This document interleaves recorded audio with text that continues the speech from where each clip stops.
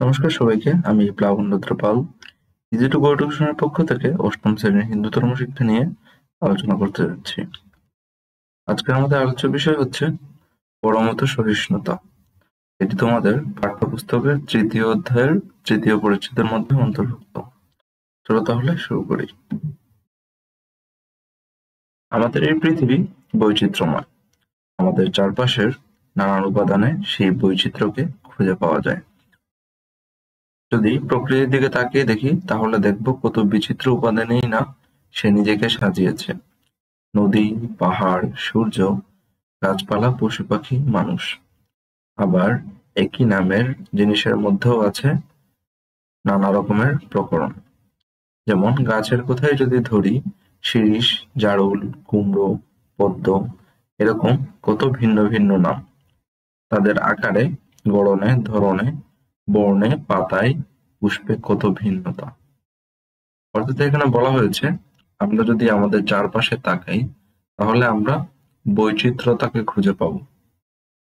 আমাদের আশেপাশে যদি তাকাই আমরা তাহলে অনেক প্রকার জিনিসই আমরা দেখতে পাবো, যেমন নদী, পাহাড়, সূর্য, গাছপালা। এবং এই যে এক একটি প্রকার, আমি যদি গাছপালার দিকে তাকাই, শুধু এক রকমের গাছপালা কিন্তু আমার আশেপাশে বিদ্যমান না। অনেক প্রকারের গাছপালা আছে। যেমন এক একটি গাছের নাম, এক একটি গাছের নাম আলাদা, দেখতে আলাদা, তার ফল একরকম, ফুল একরকম, পাতা আরেক রকম।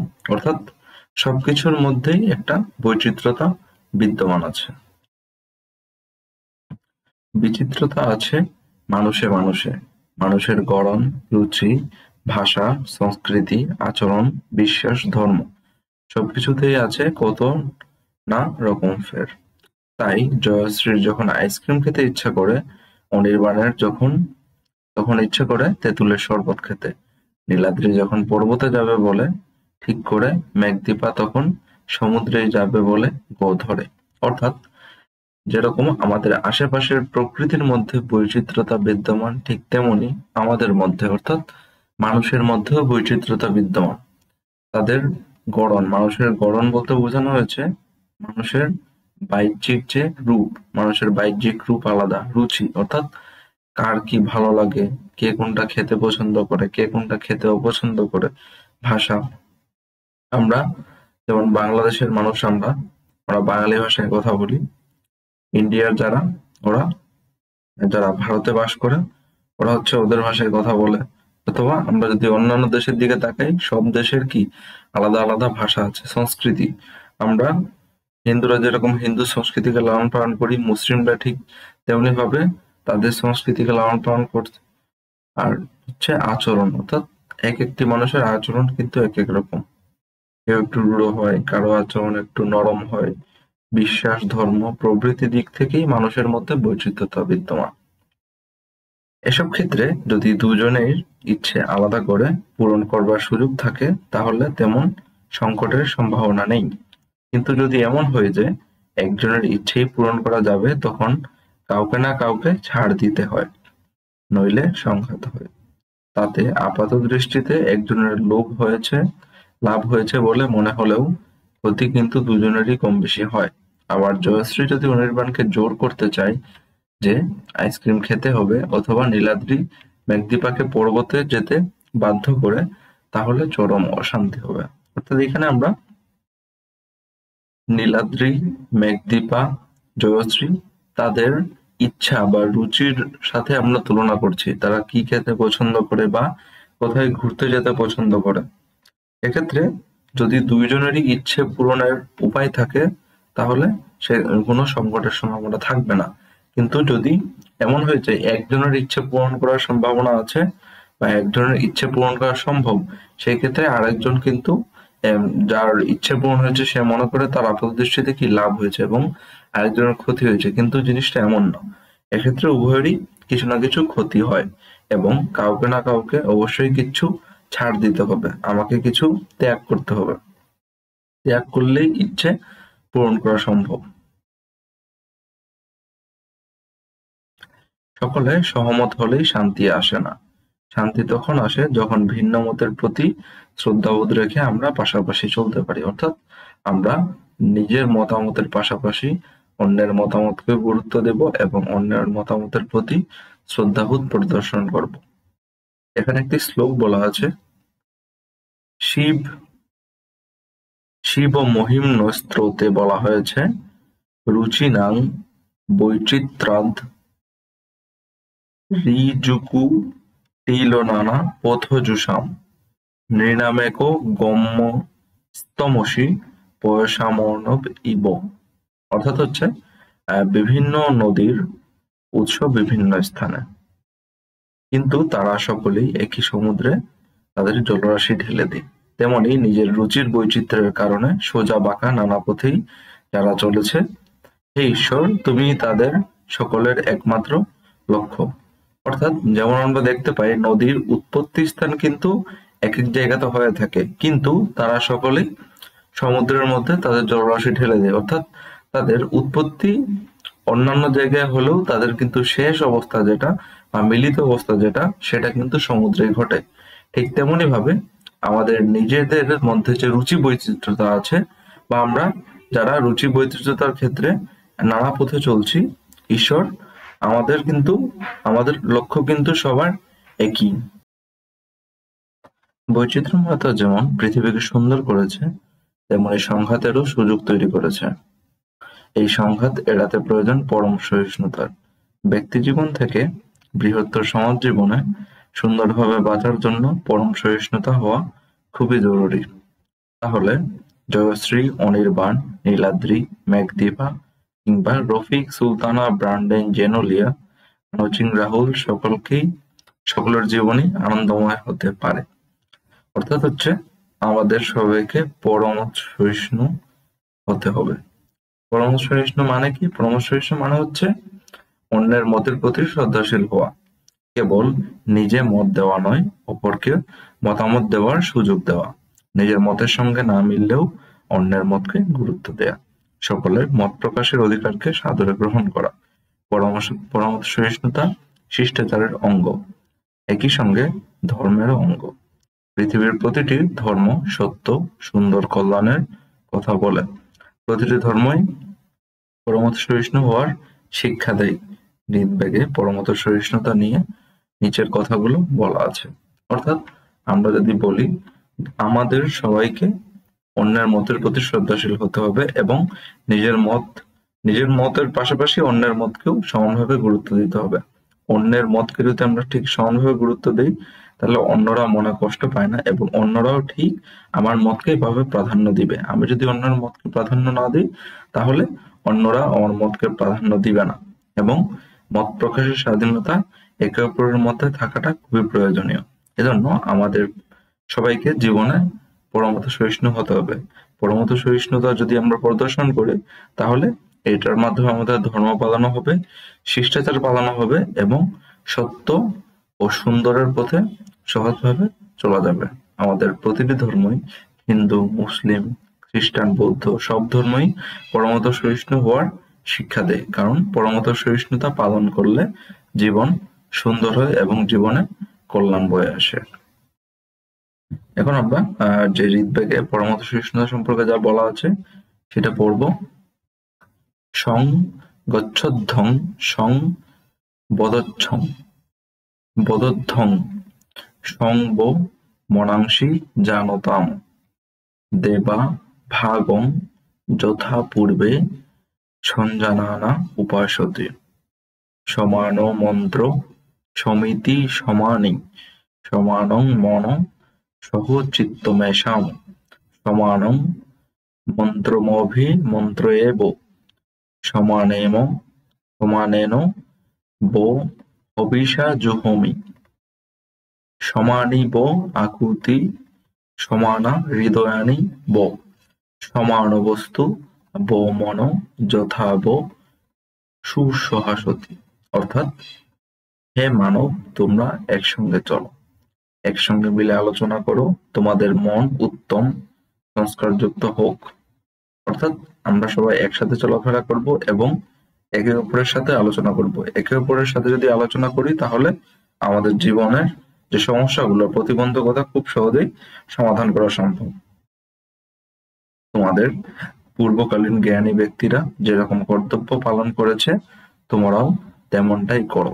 অর্থাৎ আমাদের পূর্বকালীন জ্ঞানী ব্যক্তি বলতে আমাদের সমাজের পূর্বকালীন ব্যক্তিরা আমাদের সমাজের জন্য যেসব কাজ করে গেছে বা আমাদের পরিবারের, আমাদের মা বাবা পরিবারের জন্য যে কাজ করে গেছে, ঠিক আমাকে সেই দায়িত্ব এবং কর্তব্য নিজের মাথায় নিয়ে তেমন ভাবে কাজ করে যেতে হবে। তোমাদের সকলের মিলনের মন্ত্র এক হোক, মিলন ভূমি এক হোক, মন সহ চিত্ত এক হোক। তোমাদের সকলকে আমি একই সাম্যের মন্ত্র এবং খাদ্য ও পানীয় দিয়েছি। অর্থাৎ আমাদের সকলের মিলনের মন্ত্র এক হওয়া উচিত। অর্থাৎ আমাদের সবার চিন্তা ভাবনা, চিন্তা ধারণা গিয়ে একটি স্থানে মিলিত হওয়া উচিত। এর কারণ হচ্ছে ঈশ্বর আমাদের সবাইকেই সাম্যের মন্ত্র দিয়েছেন এবং সকলকে ঠিক সমান পরিমাণ সুবিধা দিয়েছেন, খাদ্য এবং পানীয় দিয়েছেন। আমরা নিজেদের ভাগেরটা নিজেরা বুঝে নিব এবং সকলে মিলে একটি সঠিক সিদ্ধান্তের দিকে, অর্থাৎ সমসাময়িক একটি, যে সিদ্ধান্তে সবাই সহমত থাকে সেই সিদ্ধান্ত নেওয়ার চেষ্টা করব। তোমাদের সকলের হৃদয়ের আকুতি এক হোক, হৃদয় এক হোক, মন এক হোক, সকলে ঐক্যবদ্ধভাবে বৃদ্ধিপ্রাপ্ত হোক। অর্থাৎ আমাদের সকলের চিন্তা ধারণা অবশ্যই সমান করতে হবে এবং সকলকে ঐক্যবদ্ধভাবে সামনে এগিয়ে যেতে হবে। যখন আমরা সবাই মিলে একটি সিদ্ধান্ত নিব তখন সেই সিদ্ধান্তে ভুল হওয়ার সম্ভাবনা খুব কমে যায়। মানব জাতির মধ্যে ভিন্ন মত বৈচিত্র্য থাকলেও পরমত সহিষ্ণু চর্চার মাধ্যমে বেদে মানুষের প্রতি ঈশ্বরের এই ঐক্যবদ্ধতার আহ্বানকে আমরা বাস্তব রূপ দিতে পারি। অর্থাৎ আমাদের চিন্তা ভাবনার মধ্যে বৈচিত্র্যতা থাকলেও যদি আমরা পরমত সহিষ্ণুতার চর্চা করি তাহলে কি হবে, আমরা একে অপরের মতকে প্রাধান্য দিতে শিখবো এবং ফলশ্রুতিতে আমাদের ঈশ্বরের প্রতি একটি ঐক্যবদ্ধতা গড়ে উঠবে এবং সবাই আমরা সমাজে ঐক্যবদ্ধতার সাথে বাস করতে পারবো। শিকাগো ধর্ম সম্মেলনের বক্তারা শ্রোতাদের প্রথাগতভাবে ভদ্রমহিলা ও ভদ্রমহোগণ সম্বোধন করেছিলেন, কিন্তু স্বামী বিবেকানন্দ সবাইকে ভ্রাতা ও ভগিনী বলে সম্বোধন করেন। অজানা অচেনা লোকদের এভাবে ভাই বোন বলে আপন করে নেয়ার মানসিকতা দেখে শ্রোতারা মুগ্ধ হন। স্বামী বিবেকানন্দ তার বক্তব্যে বলেন, হিন্দু ধর্ম পৃথিবীর সকল ধর্মকে সমান মনে করে। সব ধর্মের লক্ষ্যই এক। নদীসমূহ যেমন এক সাগরে গিয়ে মিলিত হয়, তেমনি সকল ধর্মেরই লক্ষ্য এক, ঈশ্বর লাভ। তাই বিবাদ নয় সহায়তা, বিনাশ নয় পরস্পরের ভাব গ্রহণ, মতবিরোধ নয় সমন্বয় শান্তি। অর্থাৎ স্বামী বিবেকানন্দ যখন শিকাগোতে গিয়ে ধর্ম সম্মেলনের বক্তব্য যখন প্রদর্শন করেন তখন তিনি সবাইকে ভ্রাতা ও ভগিনী অর্থাৎ ভাই ও বোন বলে সম্বোধন করেন এবং তার এই সম্বোধনে যারা শ্রোতারা ছিল তারা খুবই মুগ্ধ হন এবং পরবর্তীতে স্বামী বিবেকানন্দ বলেন যে পৃথিবীতে আমরা যে মানুষ বিদ্যমান সকল মানুষেরই এক এক রকম, মানুষের ধর্ম এক এক রকম, এক্ষেত্রে কিন্তু সকল ধর্মের লক্ষ্যই এক। সকল ধর্মের লক্ষ্য কি? ঈশ্বর লাভ করা এবং পরবর্তীতে মোক্ষ লাভ করা। এজন্য বিবাদ নয় সহায়তা, অর্থাৎ আমরা একে অপরের সাথে মতবিরোধ বা তর্কে জড়াবো না, একে অপরের মতকে প্রাধান্য দিব এবং পারস্পরিক সহায়তার মাধ্যমে এগিয়ে যাব। বিনাশ নয় পরস্পরের ভাব গ্রহণ, অর্থাৎ একে অপরের প্রতি বিনাশমূলক আচরণ প্রদর্শন করব না এবং একে অপরের সাথে ভালোভাবে ব্যবহার করে অপরের ভাবকে প্রাধান্য দিতে হবে। মতবিরোধ নয় সমন্বয় শান্তি, অর্থাৎ মতের কোনো বিরোধিতা করা যাবে না। আমি আরেকজনের মতকে প্রাধান্য দিব, সেও আমার মতকে প্রাধান্য দিবে। এভাবে পারস্পরিক সহযোগিতার মাধ্যমে একটি সমন্বয় শান্তি সম্পূর্ণ সমাজ, পরিবেশ ও রাষ্ট্র গড়ে উঠবে। সেখানে অনেকেই কেবল নিজ নিজ ধর্মের শ্রেষ্ঠত্ব প্রমাণে ব্যস্ত ছিলেন, কিন্তু স্বামী বিবেকানন্দ হিন্দু ধর্ম সম্পর্কে বললেন যে ধর্ম অন্যকে চিরকাল পরমত সহিষ্ণুতার ও সর্ববিধ মত স্বীকার করার শিক্ষা দিয়ে আসছে, আমি সেই ধর্মের অন্তর্ভুক্ত বলে নিজেকে গৌরবান্বিত মনে করি। আমরা শুধু সকল ধর্মকে সহ্য করি না, সকল ধর্মকে সত্য বলে বিশ্বাস করি। অর্থাৎ সেই আলোচনায় স্বামী বিবেকানন্দ কি বলেন যে হিন্দু ধর্ম আমাদেরকে পরমত সহিষ্ণুতার এবং সর্ববিধ মত স্বীকার করার শিক্ষা দিয়ে আসছে। অর্থাৎ একে অপরের মতের প্রতি শ্রদ্ধাশীল এবং সবার মতকে স্বীকার করার এবং সবার মতকে প্রাধান্য করার যে শিক্ষা দিয়ে আসছে, এবং তিনি হিন্দু ধর্মের অন্তর্ভুক্ত বলে নিজেকে গৌরবান্বিত মনে করেন। আমরা শুধু সকল ধর্মকে সহ্য করি না, সকল ধর্মকে সত্য বলে বিশ্বাস করি। অর্থাৎ তিনি সকল ধর্মকে সমান চোখে দেখেন এবং সকল ধর্মকেই সমানভাবে প্রাধান্য দেন।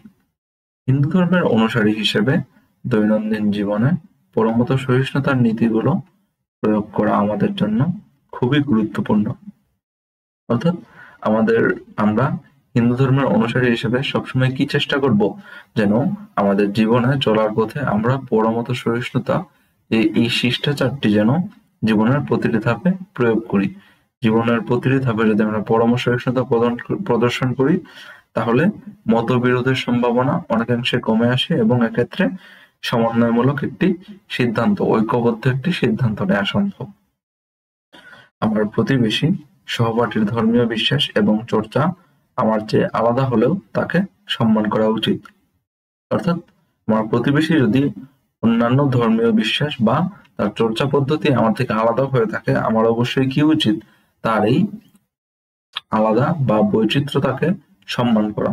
বৈচিত্র্যতাকে সম্মান প্রদর্শনের মাধ্যমে আমরা পরমত সহিষ্ণুতা নিজের মধ্যে লালন পালন করতে পারবো। বিভিন্ন সংস্কৃতি এবং ধর্ম সম্পর্কে জানার জন্য আমাদের মনকে উন্মুক্ত রাখা প্রয়োজন। এভাবে আমরা বিশ্বে শান্তি ও সম্প্রীতি প্রতিষ্ঠা করতে পারি। অর্থাৎ নিজেদের এবং অন্যান্য ধর্মের যে সংস্কৃতিকে যদি আমরা সঠিক মতো জানি, সংস্কৃতিকে যদি আমরা সঠিক মতো বুঝতে পারি, তাহলে আমরা বিশ্বে শান্তি ও সম্প্রীতি প্রতিষ্ঠা করতে পারবো আরেকজনের ধর্মমতকে শ্রদ্ধা প্রদর্শনের মাধ্যমে। হিন্দু দর্শন অনুযায়ী আমাদের শরীরটা আসল আমি নয়, আসল আমি হলো আমাদের চৈতন্য বা জীবাত্মা, যা পরমাত্মারই অংশ। অর্থাৎ আমার শরীরটা কি আমার নয়, আমি হচ্ছি জীবাত্মা, আমার শরীরটা হচ্ছে কি জীবাত্মা, এবং এই জীবাত্মা কি পরমাত্মারই অংশ। অর্থাৎ আমরা আগেই বলেছি যে আত্মা সাধারণত দুই রকম, একটি হচ্ছে জীবাত্মা এবং আরেকটি হচ্ছে পরমাত্মা। আমরা জীবদ্দশায় যে আত্মা আমরা শরীরের মধ্যে ধারণ করি সেটাকে আমরা বলছি জীবাত্মা। এই জীবাত্মা আমাদেরকে কি শিক্ষা দেয়? জীবে প্রেম করার শিক্ষা দেয়। এবং পরমাত্মা হচ্ছে আমাদের মৃত্যুর পর বা মোক্ষ লাভের পর যখন আমরা ব্রহ্মের সাথে মিলিত হব, ব্রহ্মের সাথে আমাদের সাক্ষাৎ হবে, তখন আমাদের পরমাত্মার সংহতি ঘটবে। চৈতন্য দেহটাকে আশ্রয় করে আছে কেবল, তাই একের থেকে অপরের বাইরের আচরণে তফাৎ হয়, কিন্তু সকলের ভিতরে একই সত্তা। অর্থাৎ আমাদের দেহের গড়ন, দেহের বাইরের আবরণ বা আমাদের আচার আচরণ ব্যবহার আলাদা যদিও হয়, কিন্তু সেক্ষেত্রে আমাদের কি সকলের অভ্যন্তরে একটি সত্তাই বিরাজমান। আমাদের দেহের অভ্যন্তরীণ যে গঠন, আমাদের দেহের হাড় সংখ্যা, দেহের অভ্যন্তরীণ অঙ্গ প্রত্যঙ্গ সংখ্যা কিন্তু সকলের ক্ষেত্রেই সমান। পৌরাণিক কাহিনী অনুযায়ী একবার ছেলে মানুষ কার্তিক অকারণে একটি বেড়ালকে বল্লমের খোঁচা দিয়েছিলেন। বাড়ি ফিরে দেখলেন মা ভগবতীর মুখে আঘাতের চিহ্ন। কার্তিক এই বিষয়ে প্রশ্ন করলে মা জবাব দিলেন, এ তোমারই বল্লমের আঘাত। কার্তিক বললেন, আমি একটা বেড়ালকে আঘাত করেছি বটে, কিন্তু তার সঙ্গে তোমার কি সম্বন্ধ? ভগবতী জবাব দিলেন, আমি বিশ্ব ব্রহ্মাণ্ডে ছড়িয়ে রয়েছি, সমস্ত প্রাণী আমার সন্তান, তুমি যাকেই আঘাত করো সে আঘাত আমাতেই লাগবে। অর্থাৎ কার্তিক নামের একটি ছেলে যখন বিড়ালকে বল্লম দিয়ে খোঁচা দেয়, সে যখন বাড়িতে ফিরে আসে তখন দেখে তার মা ভগবতীর মুখেও ঠিক সেই আঘাতের চিহ্ন। এবং পরবর্তীতে তার মা বলে, সমস্ত পৃথিবীর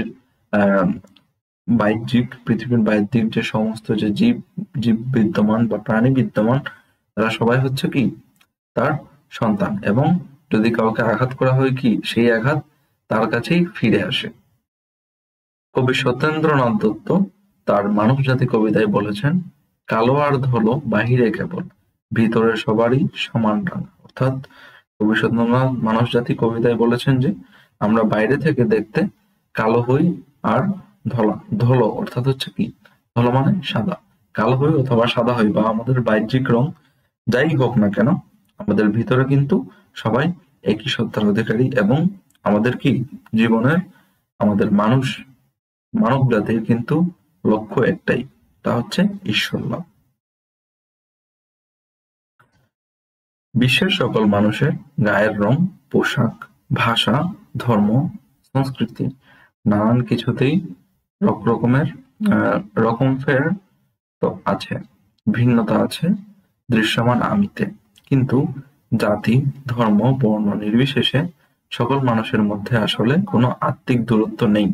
অর্থাৎ আমাদের গায়ের রং, পোশাক, ভাষা, ধর্ম, সংস্কৃতি আলাদা হলেও কি বাহ্যিক ভিন্নতা থাকলেও আমাদের মধ্যে আত্মিক কোনো পার্থক্য নেই বা আত্মিক কোনো দূরত্ব নেই। আত্মার দিক থেকে আমরা কি সকলেই সমান, বাহ্যিক গঠনের দিক থেকে আমরা সকলেই সমান, সকলেই আত্মা সেই এক পরমাত্মার অংশ। কালের নিয়মে সকলের আত্মাই এক পরমাত্মায় মিশে যাবে, অর্থাৎ কালের ক্রমান্বয়ে আমাদের সেই জীবাত্মা অবশ্যই পরমাত্মার সাথে একদিন মিশে যাবে। আমাদের ইহজাগতিক জাতিভেদ, ধর্মভেদ, মতভেদ সমস্ত হচ্ছে অসহিষ্ণুতার ফল। অর্থাৎ জাতিভেদ মানে হচ্ছে আলাদা আলাদা জাতি, ধর্মভেদ বিভিন্ন রকম ধর্ম, যেমন হিন্দু, মুসলিম, মতভেদ অর্থাৎ বিভিন্ন ধর্মের বিভিন্ন রকম মত, এই মতভেদতা বা ধর্মভেদ এগুলো হচ্ছে কিসের ফল? সবই অসহিষ্ণুতার ফল। পরমত সহিষ্ণুতাই হতে পারে এসব ভেদচিহ্ন মুছে দিতে। অর্থাৎ শুধুমাত্র পরমত সহিষ্ণুতা চর্চার মাধ্যমে আমরা কি করতে পারবো? এইসব ভেদ চিহ্ন মুছে দিতে পারবো। যে কোনো ধর্মপ্রাণ মানবতাবাদী মানুষের প্রধানতম গুণ হলো পরমত সহিষ্ণুতা। শ্রীরামকৃষ্ণ পরমহংসদেব হিন্দু ধর্মীয় নানা পৌরাণিক উপাখ্যান থেকে গল্প বলার মাধ্যমে ভক্তদের উপদেশ দিতেন। পরমত সহিষ্ণুতার বিষয়ে তিনি এই গল্পটি বলতেন। ঘণ্টা কর্ণ, অর্থাৎ শ্রীরামকৃষ্ণ পরমহংসদেব যখন পরমত সহিষ্ণুতার উদাহরণ দিতেন তখন হচ্ছে কি পৌরাণিক উপাখ্যান থেকে এই নিম্নোক্ত গল্পটি তার ভক্তদের উপদেশের মাধ্যমে শোনাতেন, যার নাম হচ্ছে কি ঘণ্টা কর্ণ। অর্থাৎ এক লোক দিনরাত শিবের আরাধনা করত, অপরদিকে অন্যান্য দেবদেবীর প্রতি ভক্তি দেখানো তো দূরের কথা, লোকটি তাদের রীতিমতো ঘৃণা করত। একদিন শিব তাকে দেখা দিয়ে বললেন, সকল দেবতাই তো এক, একজনকে ঘৃণা করলে সকলকেই ঘৃণা করা হয়। তুমি যতদিন না অন্যান্য দেবতাদের ভক্তি করবে ততদিন আমি কিছুতেই সন্তুষ্ট হব না। কিন্তু তাতে ফল হলো উল্টো। লোকটি প্রকাশ্যে শিব বাদে বাকি সকল দেবতার নিন্দা করতে লাগলো, তাদের নাম শুনলেও ক্ষেপে উঠতে লাগলো। দিনে দিনে এই কথা রাষ্ট্র হয়ে গেল। তাকে খেপানোর জন্য ছেলেদের দল কানের কাছে শ্রী বিষ্ণু বলে চেঁচাতে শুরু করলো। অর্থাৎ আমরা দেখতে পাই এই গল্পের শুরুর দিকে একজন ব্যক্তি ছিল যিনি শুধুমাত্র শিবের আরাধনা করত এবং অন্যান্য যে দেবদেবী আছে তাদেরকে রীতিমতো ঘৃণা করত বা তাদের প্রতি শ্রদ্ধা প্রদর্শন করত না। একদিন শিব দেবতা তাকে দেখা দিলেন এবং দেখা দিয়ে বললেন কি সকল দেবদেবতাই হচ্ছে এক এবং সকল দেবদেবতার প্রতি যেন সে তার শ্রদ্ধা প্রদর্শন করে। কিন্তু সেই লোকটি তা শুনেনি এবং তার উল্টো কাজ করে, অর্থাৎ সে শিব বাদে অন্যান্য সকল দেবদেবীর নিন্দা আগের মতো করতে থাকে এবং এই ঘটনাটা পরবর্তীতে পুরো রাষ্ট্রতে ছড়িয়ে পড়ে এবং পরবর্তীতে কি ছেলেদের দল তাকে বিভিন্ন দেবদেবতার নামে শিব বাদে অন্যান্য দেবদেবতার নাম দিয়ে তাকে তার কানের কাছে চেঁচানো শুরু করে। লোকটি তখন অন্য কোনো দেবদেবীর নাম কানে শুনতেও নারাজ, তাই সে কানে 2টা ঘন্টা ঝুলিয়ে দিল। ছেলের দল যখনই শ্রী বিষ্ণুর নাম করে তখনই সে প্রবল ভাবে মাথাটা নাড়তে থাকে। তখন ঘন্টার আওয়াজে তার কানে আর বিষ্ণুর নাম যায় না। গোঁড়ামির জন্য শেষ সকলের এমন ঘৃণার পাত্র হলো যে আজও ফাল্গুন মাসের সংক্রান্তিতে লোকে ঘণ্টাকর্ণের মূর্তি গড়ে ভেঙে ফেলে। অর্থাৎ সে তার এই গোঁড়ামির জন্য, অর্থাৎ সে অন্যান্য দেবদেবতার যে শ্রদ্ধা করতো না, এজন্য কি করা হয় ফাল্গুন মাসের সংক্রান্তি তিথিতে আমরা সেই ঘণ্টাকর্ণের মূর্তি তৈরি করি এবং পরবর্তীতে হচ্ছে সেই মূর্তিটা ভেঙে ফেলি। এই গল্পের উপদেশ হলো এই যে ধর্মের গোঁড়ামি মহাপাপ, সকল ধর্মেই সত্য আছে, যে তা না দেখে সে কখনোই ধার্মিক নয়, অর্থাৎ ধর্মের গোলামি কখনোই করা উচিত নয়। ধর্মের গোলামি হচ্ছে মহাপাপ, অর্থাৎ কোনো একক দেবতা নিয়ে কখনোই একক দেবতার প্রশংসা বা একক দেবতার স্তুতি কখনোই করা যাবে না। সকল দেবতাকে সমান জ্ঞানে পূজা করতে হবে এবং সকল দেবতাদের কি সমানভাবে সম্মান প্রদর্শন করতে হবে। মনুসংহিতায়ও সহিষ্ণু হতে বলা হয়েছে, ধৃতি ক্ষমা দমহস্তেয়ং শৌচমিন্দ্রিয় নিগ্রহ ধীরবিদ্যা সত্যমক্রোধ দর্শকং ধর্মলক্ষণ, অর্থাৎ সহিষ্ণুতা, ক্ষমাশীলতা, আত্মসংযম, চুরি না করা, শুচিতা, ইন্দ্রিয় সংযম, শুদ্ধ বুদ্ধি, বিদ্যা, সত্য এবং ক্রোধহীনতা, এই 10টি হচ্ছে কি ধর্মের লক্ষণ। অর্থাৎ সহিষ্ণুতা, সহিষ্ণুতা মানে কি? সহিষ্ণুতা মানে হচ্ছে একে অপরের মতকে প্রাধান্য দেয়া। ক্ষমাশীলতা হচ্ছে কি একজন ভুল করা সত্ত্বেও তার সেই ভুলটা ক্ষমা করে দেয়া এবং পরবর্তীতে তাকে এই ভুলের পথ থেকে বা ভুলের হাত থেকে হচ্ছে সতর্ক করে দেওয়া। আত্মসংযম অর্থাৎ নিজেকে সংযত রাখা, আমার পারিপার্শ্বিক যে বস্তুগুলো আমার লক্ষ্য অর্জনে বাধা দিচ্ছে সেই বস্তুগুলোর প্রতি লোভ না দেখানো বা বস্তুগুলোর প্রতি কোনো আকর্ষণ না থাকা, চুরি না করা, সুচিতা অর্থাৎ সবসময় পবিত্র থাকতে হবে, ইন্দ্রিয় সংযম অর্থাৎ আমাদের যে পঞ্চ ইন্দ্রিয় আছে পঞ্চ ইন্দ্রিয়কে সংযমের মধ্যে রাখতে হবে, অর্থাৎ নিজস্ব নিয়ন্ত্রণে রাখতে হবে, শুদ্ধ বুদ্ধি অর্থাৎ বুদ্ধির মধ্যে অবশ্যই শুদ্ধতা থাকতে হবে, সত্যের পথে চলতে হবে এবং কি সঠিক চিন্তা ভাবনা করতে হবে, বিদ্যা, সত্য এবং ক্রোধহীনতা অর্থাৎ বিদ্যা অর্জন করতে হবে, সত্যের পথে চলতে হবে এবং কি কখনোই ক্রোধ প্রদর্শন করা যাবে না, অর্থাৎ কখনোই রাগ দেখানো যাবে না, অবশ্যই নরম এবং কোমল কণ্ঠে সবার সাথে ব্যবহার করতে হবে। বিবিধের মাঝে মিলনও মহান, এটাই হচ্ছে হিন্দু ধর্মের মূল চেতনা। অর্থাৎ বিবিধ বিনা আমরা যদি একে অপরের সাথে মিলিত অবস্থায় থাকি তাহলে আমাদের এই ধর্ম মহানতা প্রদর্শন করবে। এটাই আমাদের হিন্দু ধর্মের মূল চেতনা। হিন্দু ধর্ম যেমন অন্য ধর্মমতের প্রতি সহিষ্ণু হওয়ার শিক্ষা দেয়, তেমনি এই একই ধর্মের ভেতরে বহু মত ও পথের সহাবস্থানকে স্বীকৃতি দেয়।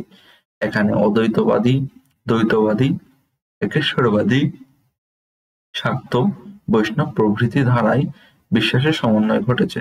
যদিও আমাদের ধর্মের মধ্যে কি বহু মত এবং বহু পথের সহাবস্থান আছে, যেমন অদ্বৈতবাদী, দ্বৈতবাদী, একেশ্বরবাদী, শাক্ত, বৈষ্ণব, কিন্তু তবুও কি হয়, তবুও এই ধর্মে একে অপরের যে মতকে, এই বিভিন্ন মতকে প্রাধান্য দেওয়া হয় এবং তাদের মতকে বিশ্বাসের মাধ্যমে হিন্দু ধর্মের মধ্যে একটি বিশ্বাসের সমন্বয় ঘটে উঠেছে।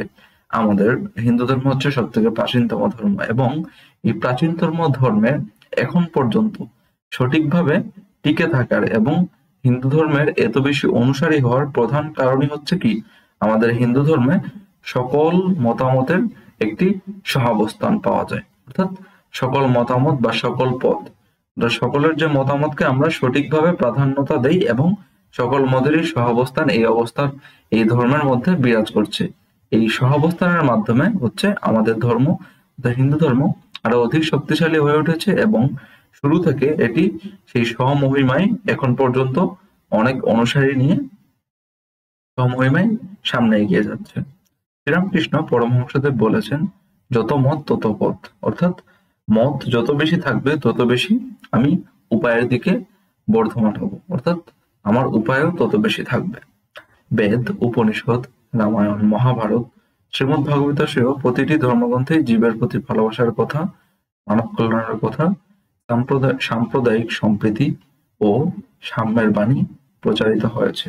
অর্থাৎ বেদ, উপনিষদ, রামায়ণ বা মহাভারত এগুলো হচ্ছে কি আমাদের এই ধর্মগ্রন্থ এবং আমরা এই ধর্মগ্রন্থ যদি পাঠ করি তাহলে আমরা দেখতে পারবো প্রতিটি ধর্মগ্রন্থে কি সমান কথা বলা আছে, অর্থাৎ জীবের প্রতি ভালোবাসা, জীবে প্রেম করে যেইজন সেইজন সেবিচ্ছে ঈশ্বর, অর্থাৎ জীবে প্রেম করার মাধ্যমে আমরা কি ঈশ্বরের প্রতি শ্রদ্ধা প্রদর্শন করতে পারবো, মানব কল্যাণের কথা এবং সাম্প্রদায়িক সম্প্রীতি অর্থাৎ একে অপরের মধ্যে ভালো সম্পর্ক ধরে রাখা এবং সমাজে সঠিক ব্যবহার বা সত্যের পথে চলার মাধ্যমে সমাজে একটি ভালো সম্পর্ক গঠন করে রাখা ইত্যাদি এবং সাম্যের বাণী প্রচারিত হয়েছে।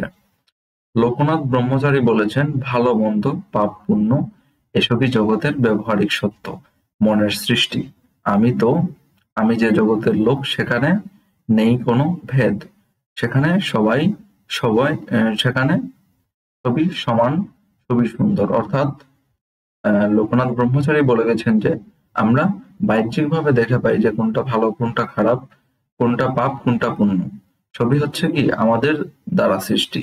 কিন্তু তিনি এমন একটি জগতে বাস করেন বা এমন একটি জগতের লোক, বা তিনি মনে করেন যে এই আমাদের মানুষের মধ্যে হচ্ছে কোনো ভেদ নেই, সবাই হচ্ছে ভিতরের দিক থেকে সমান এবং সবাই সুন্দর। একটা কুয়ো ব্যাঙের একটা গল্প পড়ি, যার নাম হচ্ছে কুপমণ্ডক। একটি কুয়ার মধ্যে থাকতো একটি ব্যাঙ। সেই কুয়াতেই সে জন্মেছে, এখানেই বেড়ে উঠেছে, কুয়ার জলের মধ্যে জন্মানো পোকামাকড় খেয়েই জীবন কাটিয়েছে। কোনোদিন কুয়ার বাইরে যাওয়ার প্রয়োজনই ব্যাঙটি বোধ করেনি। সেই কুয়ায়ও কেউ কোনোদিন আসেনি, তাই কুয়ার বাইরের পৃথিবীর খবর আমাদের গল্পের ব্যাঙটি একেবারেই অজানা। একদিন হঠাৎ কোথা থেকে একটি ব্যাঙ এসে সেই কুয়ায় উপস্থিত হলো।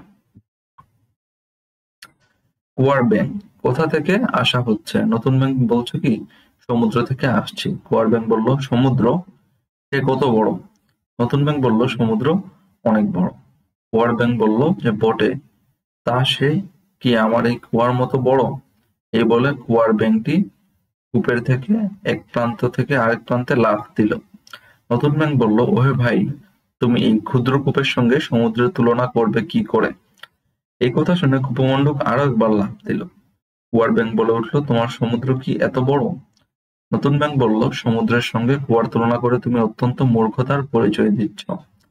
কুয়ার ব্যাঙ বলল, আমার কুয়ার মতো বড় পৃথিবীতে আর কিছুই হতে পারে না, তুমি নিশ্চয়ই মিথ্যা বলছো, তোমাকে তাড়িয়ে দেওয়া উচিত। এক্ষেত্রে যেহেতু কুয়ার যে ব্যাঙ আছে সে শুধু কুয়াতেই এতদিন থেকেছে এবং কুয়া বাইরে কোনো জায়গাতে সে যায় নাই, কোনো নদীতে বা কোনো সমুদ্রতেও যায় না, এজন্য সে মনে করে যে কুয়াই হচ্ছে কি পৃথিবীতে সব থেকে বড় জায়গা, এবং সে সমুদ্রকে সে তার কুয়াকে সমুদ্রের থেকে অধিক বৃহৎ স্থান মনে করছে, যদিও সে অত্যন্ত মূর্খতার পরিচয় দিচ্ছে নতুন ব্যাঙের অভিমত অনুযায়ী। কারোর সঙ্গে আমার মত মিলছে না বলে ধরে নেব না যে তার মতটা ভ্রান্ত। অর্থাৎ যদি আমার মত কারোর সাথে না মিলে, তাহলে আমি অবশ্যই ধরে নেব না যে তার মতে কোনো ভ্রান্ততা আছে। একজন মানুষ আমার পথে হাঁটছে না বলেই আমি ধরে নেব না যে সে পথ হারিয়ে ফেলছে।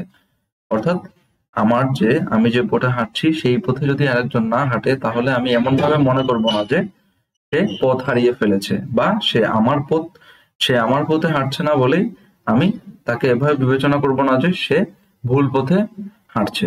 গীতায় ভগবান স্বয়ং বলেছেন, যারা অন্য দেবতায় ভক্তিমান হয়ে শ্রদ্ধার সঙ্গে তাদের পূজা করে, তারাই ঈশ্বরের পূজা করে। অর্থাৎ ভগবান স্বয়ং গীতায় কি বলে গেছেন, আমরা ভক্তিমান হয়ে বা শ্রদ্ধার সাথে যখন ঈশ্বরের বা বিভিন্ন দেবদেবীদের পূজা করব, তখনই হচ্ছে কি ঈশ্বরের পূজা হবে। অর্থাৎ শ্রদ্ধা ছাড়া, ভক্তিমান প্রদর্শন ছাড়া কখনোই কি ঈশ্বরের পূজা সম্ভব নয়। সুতরাং সকল ধর্মের মানুষই তাদের নিজ নিজ মত ও পথ অনুসরণ করে একই ঈশ্বরের উপাসনা করে। অর্থাৎ মানুষ তাদের নিজ নিজ মত এবং ঈশ্বরকে উপাসনা করার বিভিন্ন রকমের পথ অবলম্বন করে, কিন্তু অবিশেষে বা সর্বশেষে দাঁড়ায় যে আমরা ঈশ্বরেরই উপাসনা করি এবং আমাদের কি সব পথেরই গন্তব্য এক। ঈশ্বরের উপাসনা করার মাধ্যমে আমরা ঈশ্বরের সান্নিধ্য লাভ করতে চাই এবং আমাদের জীবনে সুখ ও শান্তির আনয়ন করতে চাই। বিভিন্ন সময়ে পৃথিবীর বিভিন্ন জায়গায় অনেকেই নতুন নতুন ভাবনা নিয়ে এসেছেন, তবে বেশিরভাগ ক্ষেত্রেই তারা তাদের ভাবনার প্রসারে নানাবিধ বাধার সম্মুখীন বা বাধার মুখোমুখি হয়েছেন। বিভিন্ন ধর্ম প্রচারক অনেক বাধা বিপত্তির মুখে পড়েছেন, কিন্তু আমাদের এই অঞ্চল এক্ষেত্রে ব্যতিক্রম। এখানে সুপ্রাচীনকাল থেকেই পরমত সহিষ্ণুতার চর্চা হয়েছে, তাই এখানে ধর্ম প্রচারকদের অভিজ্ঞতার ব্যতিক্রম। এই অঞ্চলে হিন্দু ধর্ম যেমন বিকশিত হয়েছে, তেমনি অন্যান্য ধর্মমতের বিকাশও হয়েছে সাবলীলভাবে। অর্থাৎ এই হিন্দু ধর্মের ক্ষেত্রে আমরা প্রথম থেকেই পরমত সহিষ্ণুতা পালন করে আসি। সেজন্য কি হয়েছে, বিভিন্ন মতামত গ্রহণ করা এবং অন্যান্য মতামতের প্রাধান্য দেওয়াই আমাদের খুব একটা বাধা বিপত্তির মুখে পড়তে হয়নি। এর ফলশ্রুতিতে কি হয়েছে, হিন্দু ধর্ম আরো অধিক টেকসই হয়েছে এবং হিন্দু ধর্মের সাবলীলভাবে বিকাশ ঘটেছে। পৃথিবীর সকল প্রাণীর মঙ্গল কামনার উদার প্রার্থনা এখানকার মানুষ ৭,০০০ বছর আগে থেকেও করছে।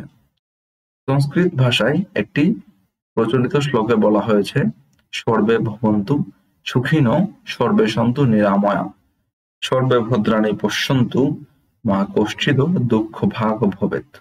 ওম শান্তি শান্তি শান্তি। যার অর্থ হচ্ছে সবাই সুখী হোক, সকলে আরোগ্য লাভ করুক, সকলে কল্যাণ লাভ করুক, যেন কেউ দুঃখ ভোগ না করে, জগতের সকল প্রাণী শান্তি লাভ করুক। অর্থাৎ এই শ্লোক দ্বারা বলা হয়েছে আমরা সবাই যেন সুখী হই, সবাই যেন আরোগ্য লাভ করি, মানে হচ্ছে কেউ অসুস্থ না থাকি, সবাই হচ্ছে কি আমরা একে অপরের কল্যাণ লাভ করি এবং কেউ যেন দুঃখ ভোগ না করে, পৃথিবীর বা জগতের সকল প্রাণীরাই শান্তির সাথে একই সাথে সম্মিলিত হয়ে যেন বসবাস করতে পারি। ধন্যবাদ সবাইকে।